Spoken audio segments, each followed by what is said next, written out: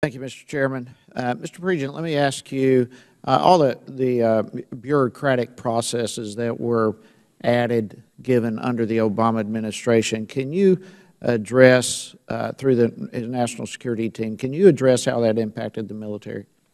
Well, commanders were being questioned by aides in the National Security Council whether or not they should actually go forward with a target. One of the biggest complaints coming from combatant commanders was that they weren't necessarily trusted to make those decisions.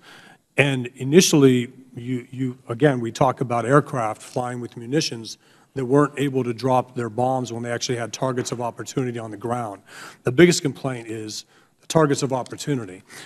That's a small window in which a commander has an opportunity to hit ISIS and hurt it.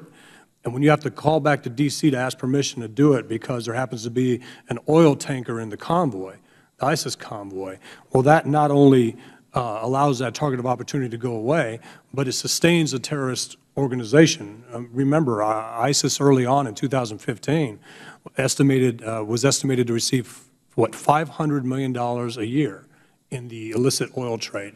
And that's because they were able to simply move during the daytime. Initially, one of the biggest problems with the ROE as it relates to getting permission from D.C. to do something was that ISIS could move around freely during the daytime without being hit. Those convoys flying black flags after taking territory should have never been allowed to take place or to move without being hit.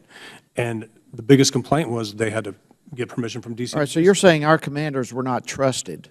And with that, the National Security Council, they were actually making decisions about strikes rather than our leaders on the field. Right. They were delaying the decisions, which made the targets of opportunity go away, and then they were questioning whether or not they should be attacking convoys with oil in them anyway. All right, this is insanity to me. All right, so what other decisions was the National Security Council making that should have been made by our commanders on the field? Well, I can only contrast the difference between the Obama and Trump administrations.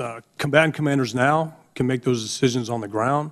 They're able to use lethal force to degrade ISIS, to defeat ISIS, and they're trusted. And that should be no surprise. Both H.R. McMaster and Secretary Mattis were both combatant commanders in Iraq. They didn't have to ask D.C. for permission to do anything. So it's good that they pushed it down to combatant commanders in Iraq and Syria to be able to do these things without asking permission, as well as Afghanistan.